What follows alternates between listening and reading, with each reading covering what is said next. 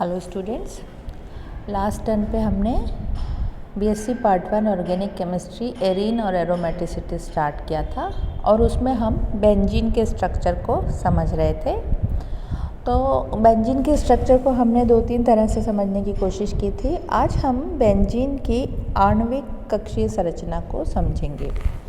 Benzene का प्रत्येक carbon परमाणु sp2 संकरित होता है। ये sp2 संकरित एक दूसरे के साथ 6 हाइड्रोजन परमाणुओं के 6 कक्षकों के साथ अतिव्यापन करते हैं और कार्बन कार्बन तथा कार्बन हाइड्रोजन सिग्मा बॉन्ड बनाते हैं।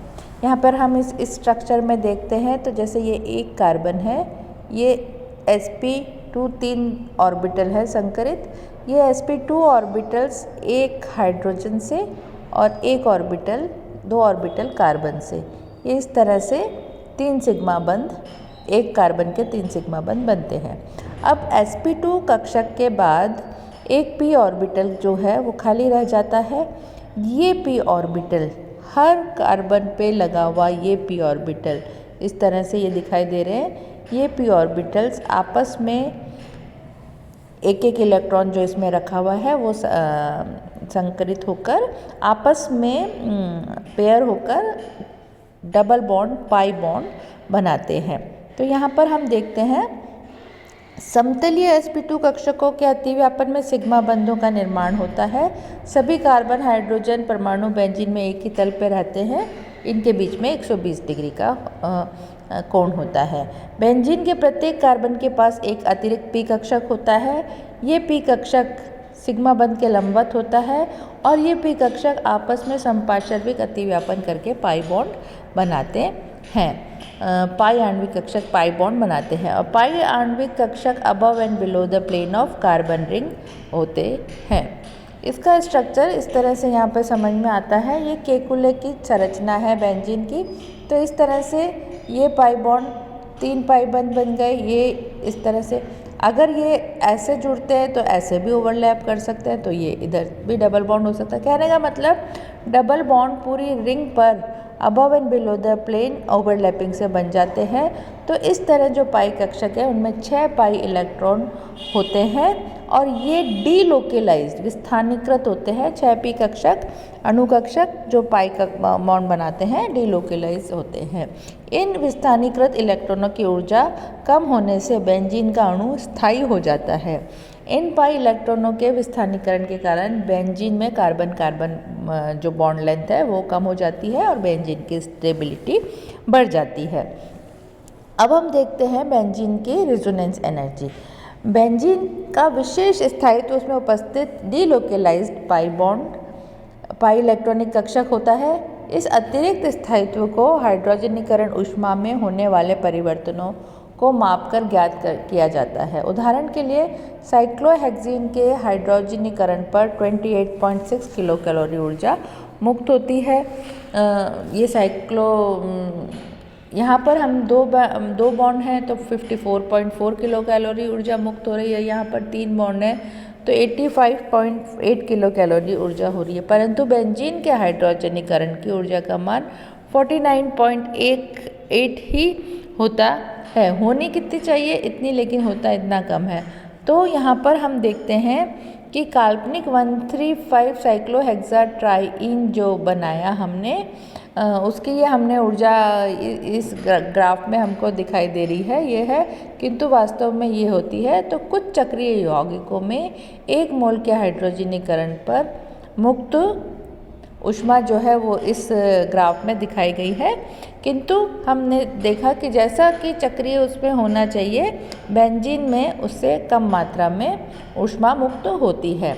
यह आरेख व्यक्त करता है कि बेंजीन के हाइड्रोजनीकरण पर मुक्त ऊष्मा तथा 3 द्विबंध वाले काल्पनिक अणु पर आवश्यक हाइड्रोजनीकरण ऊष्मा का अंतर 36 किलो कैलोरी है। ये अंतर बेंजीन के स्थायित्व को बढ़ा देता है। इस अतिरिक्त स्थायित्व को अनुनाद ऊर्जा कहा जाता है। तो बेंजीन के स्थायित्व को हम इस तरह से समझते हैं। अब है next term aromaticity. Aromatic compound है बेंजीन और एरोमेटिसिटी क्या होता है? एरोमेटिक यौगिक में चक्रीय संरचना में एकांतर द्विबंध और एकल बंध उपस्थित होते हैं। अतः रासायनिक व्यवहार में बेंजीन के साथ समानता दर्शाते हैं। ये यौगिक योगात्मक अभिक्रियाओं की अपेक्षा सब्स्टिट्यूशन रिएक्शन प्रदर्शित करते हैं। ये गुण एरोमेटिक गुण या एरोमेटिसिटी कहलाते हैं। वास्तव में एरोमेटिसिटी sp2 संकरित समतलीय वलयों का गुण होता है, जिसमें प्रत्येक परमाणु पर उपस्थित p कक्षक पाई इलेक्ट्रॉन का चक्रीय डीलोकलाइजेशन सिस्टम बनाते हैं। एरोमेटिसिटी दर्शाने के लिए आवश्यक है कि अणु असंतृप्त व संयुग्मी हो तथा वलय पर डीलोकलाइज पाई इलेक्ट्रॉन की संख्या हकल्स के 4n+2 पाई इलेक्ट्रॉन के नियमानुसार होनी चाहिए। तो एरोमेटिसिटी के लिए क्या है कि बेंजीन लाइक स्ट्रक्चर होता है और वो सब प्रतिस्थापन अभिक्रिया दर्शाते हैं। इसमें sp2 संकरित वलयों का गुण होता है। इसमें असंतृप्त और संयुग्मी दोनों तरह के डीलोकलाइज पाई इलेक्ट्रॉन होते हैं और ये हकल्स का 4n+2 पाई रूल को दर्शाते हैं। ये सब यौगिक एरोमेटिक यौगिक कहलाते हैं और ये गुण एरोमेटिसिटी कहलाता है। अब हकल्स रूल क्या है? हकल के नियम के अनुसार संयुग्मी द्विबंध युक्त वह समतलीय चक्रीय यौगिक जिसमें 4n+2 पाई इलेक्ट्रॉन का डीलोकलाइजेशन आवेश अभ्र हो एरोमेटिक यौगिक कहलाता है। यहाँ n का मान 0, 1, 2, 3, 4 होता है। अतः हकल के नियमानुसार एरोमेटिक यौगिक में पाई इलेक्ट्रॉन की संख्या n = 0 है तो इलेक्ट्रॉनों की संख्या 2 होगी। अगर n = 1 है तो इलेक्ट्रॉनों की संख्या n 1 होगी। n = 2 होगा, इलेक्ट्रॉनों की संख्या 10 होगी और n = 3 होने के बाद इलेक्ट्रॉनों की संख्या 14। अगर किसी सिस्टम में इतने इलेक्ट्रॉन पाए जाते हैं तो वो एरोमेटिक कहलाता है। तो हम सबसे पहले 4n+2 जो ये है 4n+2, इसमें अगर हम n का मान 0 रखते हैं तो इलेक्ट्रॉन की संख्या 2 होती है। तो ये 2 वाले एग्जाम्पल यहाँ पर हम देखते हैं कि इस सिस्टम में तीन वलीय जो ये रिंग है इसमें 2 इलेक्ट्रॉन है, प्लस चार्ज है। यहाँ पर भी हमारे पास प्लस चार्ज और 2 इलेक्ट्रॉन है। तो ये 3 वलीय रिंग इस तरह की या फिर ये 4 वलीय रिंग जिसमें कि +2 चार्ज है 2 पाई इलेक्ट्रॉन सिस्टम दर्शाते हैं और ये एरोमेटिक गुण दर्शाते हैं। इसके बाद 6 पाई इलेक्ट्रॉन सिस्टम में n = 1 होता है। तो 5 सदस्यों का जो सदस्य है, जैसे ये यहाँ पर हम देखते हैं कि लोन पेयर ऑफ इलेक्ट्रॉन है तो 2 इलेक्ट्रॉन ये, 2 इलेक्ट्रॉन ये और 2 इलेक्ट्रॉन ये, तो 6 इलेक्ट्रॉन हो गए। तो ये एरोमेटिक गुण दर्शाते हैं। इसकी अनुनादी संरचनाएं भी होती है। ये लोन पेयर इधर आ जाता है तो बॉन्ड इधर चला जाता है, ये बॉन्ड इधर आता है तो लोन पेयर इधर चला जाता है, ये बॉन्ड इधर जाता है तो लोन पेयर इधर आ जाता है। तो इस तरह से अनुनादी संरचनाएं भी इनकी बनती हैं। तो ये एरोमेटिक गुण दर्शाते हैं। सभी हेटेरोसाइक्लिक कंपाउंड जिनमें कि रिंग के अंदर 6 इलेक्ट्रॉन पाए जाते हैं सेक्सेट का निर्माण करते हैं, एरोमेटिक कंपाउंड कहलाते हैं। जैसे एग्जाम्पल है इसका पिरोल है, फ्यूरेन है, थायोफिन है, ये सब एरोमेटिक कंपाउंड हैं जो कि 5 सदस्य के होते हुए भी एरोमेटिक कंपाउंड हैं। इनमें 4n+2 में n = 1 होकर 6 इलेक्ट्रॉन इस सिस्टम में पाए जाते हैं। इसके बाद हम देखते हैं 6 सदस्यीय वलय। ये 6 सदस्यीय वलय है, इसमें ये 2-2 इलेक्ट्रॉन मतलब 6 इलेक्ट्रॉन है।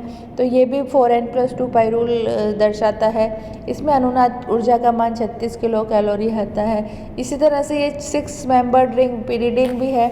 इसमें भी हम देखते हैं कि 6 इलेक्ट्रॉन की रिंग बनती है।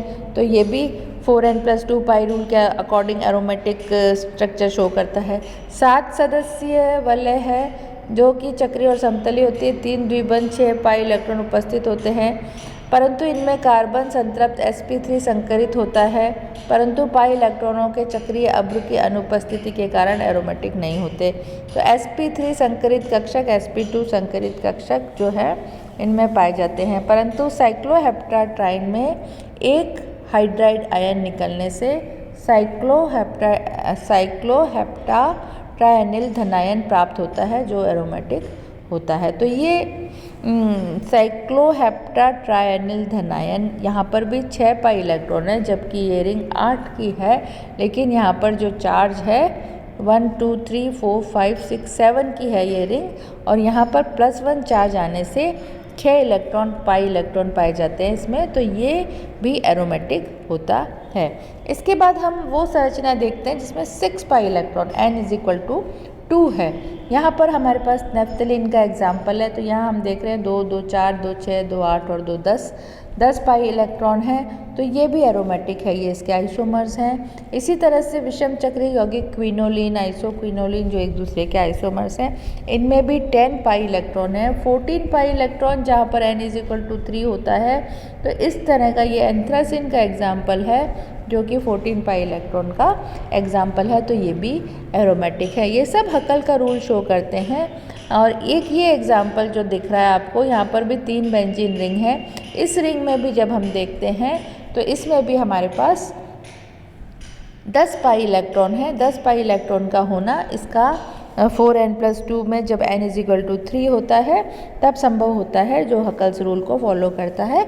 तो ये भी कंपाउंड एक एरोमेटिक कंपाउंड है। तो शॉर्ट में हम कह सकते हैं कि कोई भी यौगिक एरोमेटिक कब होगा, उसके लिए निम्न शर्तें होनी जरूरी है। पहला तो यौगिक की संरचना समतल्य होनी चाहिए। दूसरा, यौगिक की अनुनाद ऊर्जा का मान उच्च होना चाहिए। हाइड्रोजनीकरण ऊर्जा दहन ऊष्मा का मान निम्न होना चाहिए। तीसरा, यौगिक हक्कल का रूल 4n+2 पाई नियम को दर्शाना चाहिए। और चौथा, यौगिक द्वारा इलेक्ट्रॉन स्नेही प्रतिस्थापन अभिक्रिया देनी चाहिए।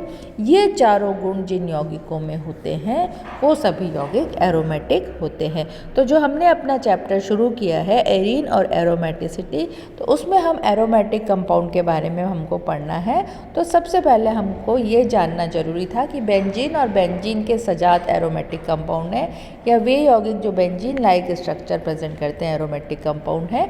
और उसके बाद इस सारे अध्ययन के बाद हमको पता चला कि जो ये 4 गुण रखते हैं वे यौगिक एरोमेटिक कंपाउंड्स होते हैं। तो ये तो हमने अब पर बेसिक अबाउट एरोमेटिक कंपाउंड्स पढ़ा।